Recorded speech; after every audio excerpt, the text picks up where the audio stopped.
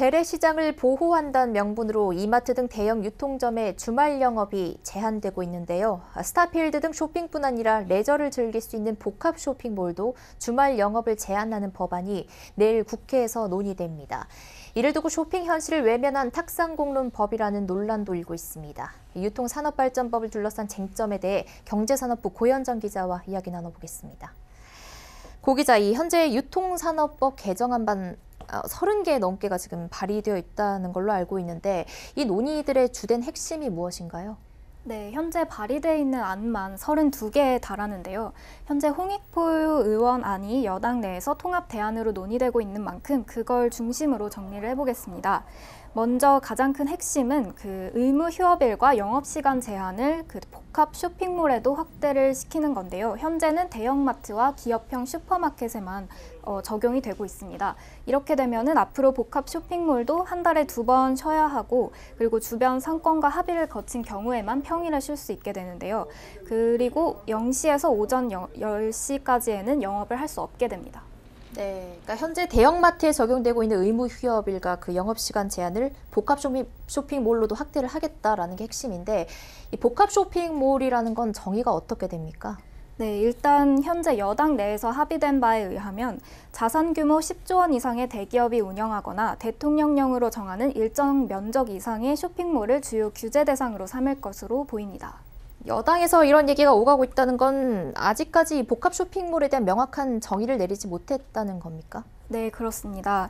정확한 규정은 지금 현재 어디에도 없는 상태인데요. 그래서 사실상 법 개정 취지 자체가 유통 대기업의 그런 사업 자체를 겨냥한 게 아니냐면서 산업계에서는 굉장히 반발이 심한 상태입니다.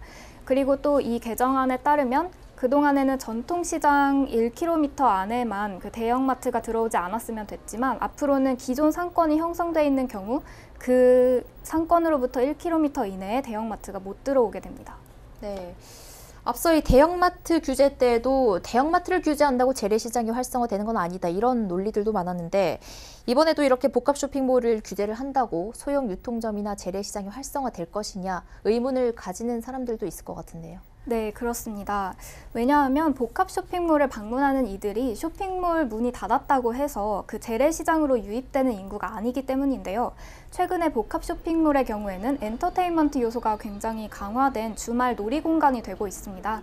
국회 입법조사처에서 2천여 명의 시민을 대상으로 설문조사한 결과 일반 소비자들의 경우 10명 중 6명이 현재 대형마트에 대해 진행하고 있는 그 의무 휴업일을 강화하는 것에 대해서는 반대하고 유지를 해야 한다고 답을 했고요.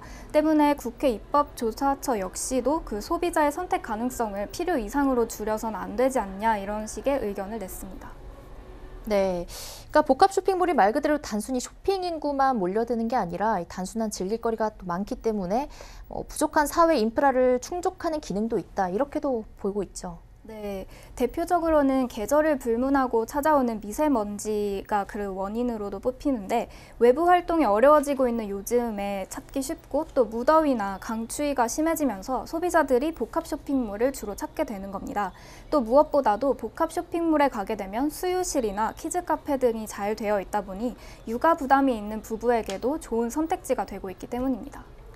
네, 이런 면들을 따져본다면 이 전통 재래시장과 복합 쇼핑몰을 단순히 이분법적으로 나눠서 바라보기에는 좀 무리가 있겠다는 생각이 드네요. 네, 그래서 소비자들의 이른바 놀이권 그리고 복지가 불필요하게 침해되는 수 있다. 그래서 실제로 그 중소상공인들의 생활 여건이 나아지지는 않을 수 있다. 상생이 어려울 수 있다. 이런 식의 결론이 나올 수도 있는 겁니다. 네. 그럼 기존의 대형마트에 규제를 했던 경우에는 어떤 그 규제에 대한 효과가 좀 있었습니까? 네, 결론부터 말씀드리면 이제 단기적인 효과는 분명 있었지만 점점 그 효과가 사라지고 있다는 게 그 국회 입법조사처의 결과인데요.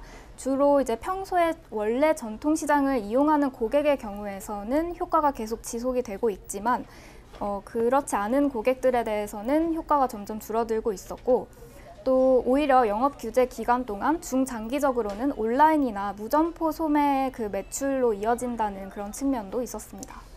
네, 그렇다면 이 단순히 상대적으로 더 큰 시장을 규제를 한다기보다는 이 재래시장 자체의 경쟁력을 키우는 데 좀 집중을 하는 것도 중요할 것 같은데 이 재래시장의 어떤 자체적인 혁신 사례는 없습니까?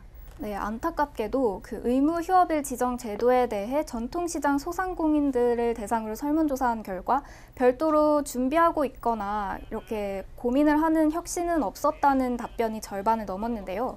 아무래도 생계형 소상공인이다 보니까 마음 놓고 다양한 실험을 하기에는 어려운 측면이 있습니다.